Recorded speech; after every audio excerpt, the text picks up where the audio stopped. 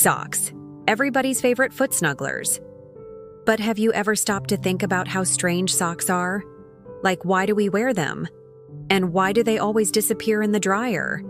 Did you know that the very first socks were basically animal skins wrapped around your ankles with some string? That's right. Our ancestors looked at their own disgusting feet and said, "Hey, let's wrap these babies in something else we caught while hunting." It wasn't until ancient Egypt that someone had the genius idea to make socks with split toes, kind of like ancient flip-flops. This was probably done so that the pharaohs could stay both classy and cool while ruling over the known world. The ancient Romans also rocked those classic Roman sandals and their version of socks, which they called udones. But let's be real, socks were a status symbol reserved for the rich. Meanwhile, back in the Middle Ages, socks got a little fancy. They were longer, they were colorful, and they were made out of wool, which is great unless you're planning to do anything more strenuous than, say, staring at a wall. Because nothing says, "I'm ready to joust," like a pair of wool socks that reach all the way up to your thighs. In 1589, a British inventor named William Lee created the knitting machine.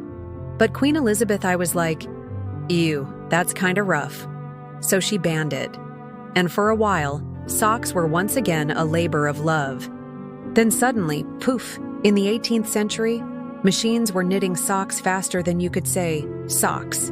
Thanks to new technology, socks were no longer just for the elite. Everyone was rocking them, from farmers to factory workers to that one guy who owns 7 pairs of the same socks. Today, there's a sock for every occasion.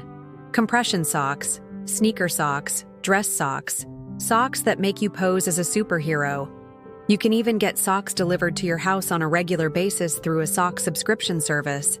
But perhaps the greatest unsolved mystery surrounding socks is this. What happens to the other one? Are my missing socks being used as makeshift bandages on some far-off battlefield? Are they cozying it up in a parallel dimension? Or are they being stolen by our cats and dogs, ghosts or the garden gnomes? But hey, we may never know what happens to our missing socks, but we can be pretty certain that they're in good hands. All right, now get out of here. I've got a date with destiny and a pile of rebellious socks. We cover the curious past behind absolutely everything.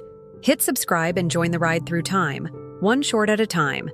Because history shouldn't be boring, it should be briefly brilliant.